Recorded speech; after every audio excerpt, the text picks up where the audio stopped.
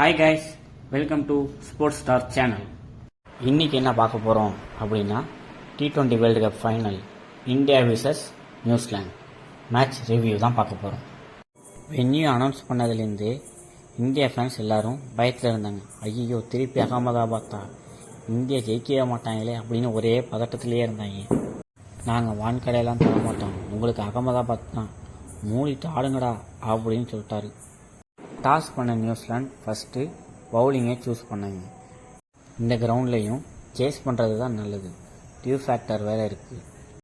இந்தியாவோட T20 winners captains Dhoni, Rohit Sharma ரெண்டு பேரும் சேர்ந்து தான் T20 வேர்ல்டு கப் 2026 வந்து வச்சாங்க.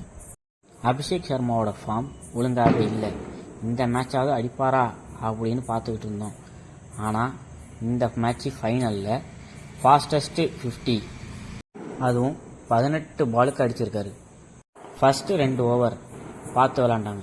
அதுக்கப்புறம் 6, 4 அது மட்டும்தான் அடித்தாங்க, சிங்கிளே போகல.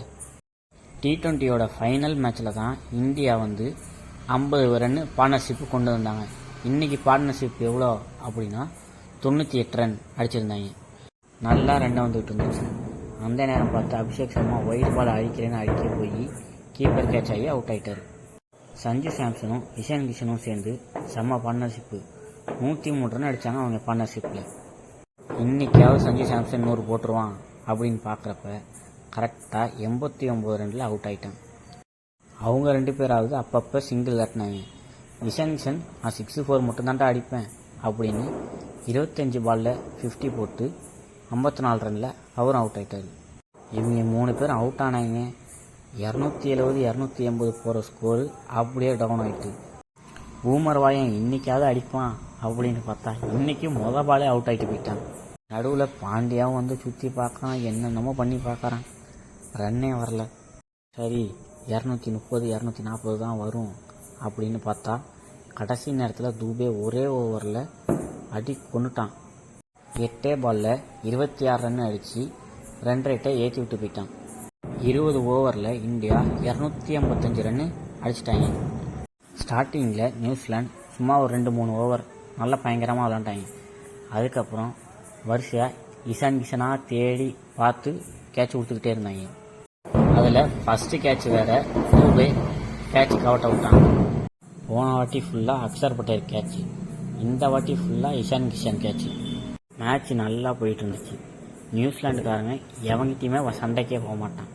சம்பந்தம் இல்லாமல் அஸ்தீப் சிங் பாலை எடுத்து மிச்சிலோட காலிலேயே பட்டுடுச்சு. அவன் டென்ஷனாக ஏன்ட்டு அடிக்கிற, எதுக்காக என்ன அடிக்கிற அப்படின்னு கேட்டான். நல்ல வேளை சூரியகுமார் யாதவ் போயிட்டு காம்ப்ரமைஸ் பண்ணி விட்டு வந்தான். இந்தியா டீமுக்கு முக்கியமான நேரத்தில் விக்கெட் எடுக்கிறது கொடுக்குறதுல பும்ரா தான் வந்த ஃபஸ்ட்டு பால்லே ஒரு விக்கெட்டு. ஃபைனலில் மட்டும் பும்ரா மொத்தம் 4 விக்கெட் எடுத்திருக்கான். நல்லா கேட்சு பிடிச்சிட்டு இஷான் கிஷனும் ஒரு 6 கண்ணு பட்ட மாதிரி கரெக்டாக கேட்சை பிடிக்கும்போது 6 லைனை மிஸ் விட்டான். கடைசி விக்கெட் எதுக்கு சும்மா எடுப்போம் அப்படின்னு அபிஷேக் சர்மாவுக்கு பவுலிங் கொடுத்து அபிஷேக் சர்மா கடைசியாக ஃபினிஷ் பண்ணிட்டாரு. அகமதாபாத்னா ஜெயிக்கவே மாட்டோம்டா அப்படின்னு இருந்தவங்கள ஜெயிக்க வச்சுட்டாங்க. கடைசியாக 2 ரெக்கார்டாக பிரேக் பண்ணியிருக்காங்க. என்ன அப்படின்னா, ஒரு டீமு தொடர்ந்து 2 வேர்ல்டு கப்பு ஜெயிக்கவே இல்லை. இன்னொன்று என்னென்னா, சொந்த மண்ணிலேயே இந்தியா வின் பண்ணியிருக்கு. இந்த மேட்ச் ஸ்டார்டிங்லேருந்து முடிகிற வரைக்கும் ஒன் சைடாக மேட்சாகவே போயிடுச்சு. எப்படியோ கடைசியாக இந்தியா வேர்ல்டு கப்பும் ஜெயிச்சிட்டாங்க. இந்த வீடியோவை கிரிக்கெட் பார்க்குறவங்க ஃப்ரெண்ட்ஸுக்கு ஷேர் பண்ணுங்கள். ஸ்போர்ட்ஸ் அண்ட் கேம்ஸ் பற்றின அப்டேட்ஸ் தெரிஞ்சுக்க ஸ்போர்ட்ஸ் ஸ்டார் சேனலை சப்ஸ்கிரைப் பண்ணுங்கள்.